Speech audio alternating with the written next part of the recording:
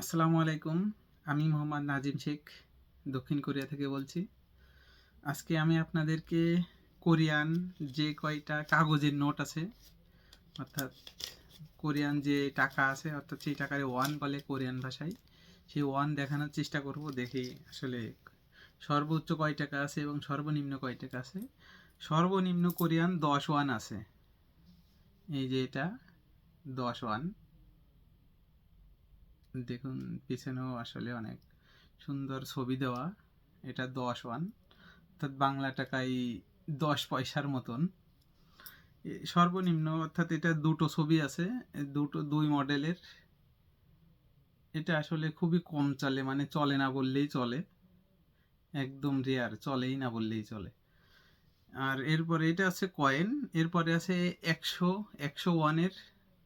এই যে 100 ওয়ানের, এটা আপনার বাংলাদেশি টাকার, এটার মূল্য আপনার 10 টাকা 100 ওয়ানের। এরপরে আছে 500 ওয়ান, অর্থাৎ কোরিয়ান 500 টাকা যেটারে বলা হয় 500 ওয়ান। এই যে 500 ওয়ান, এটাতেও আসলে একটা পাখির ছবি দেওয়া আছে, অনেক সুন্দর। এই যে এরপরে আছে কাগজের নোট। সর্বনিম্ন 1000 টাকা কাগজের নোট আছে। এই যে 1000 টাকা কাগজের নোট, এখানে একজন মানুষের ছবি দেওয়া আছে। আর এই পাশে প্রাকৃতিক ছবি দেওয়া আছে কোরিয়ার।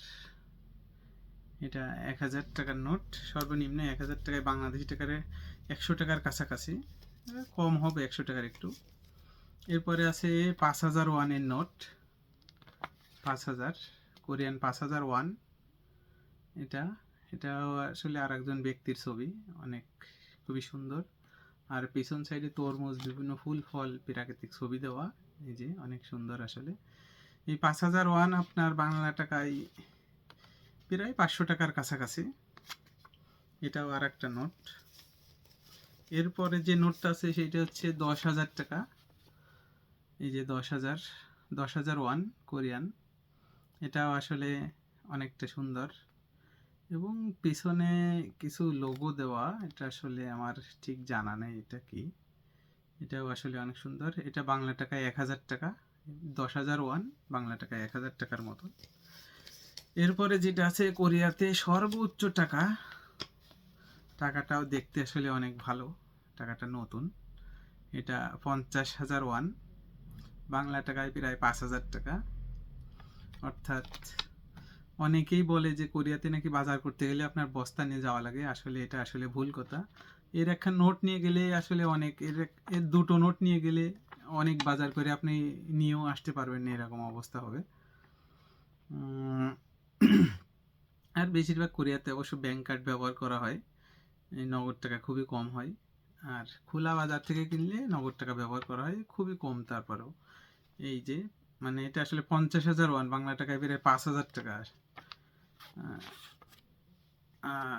এই যে এই মোটামুটি ছিল হচ্ছে যে আপনার কোরিয়ান টাকা, অর্থাৎ কোরিয়াতে কোরিয়াতে কত টাকার নোট আছে সর্বোচ্চ এবং সর্বনিম্ন, সেটা আসলে আপনাদেরকে দেখালাম।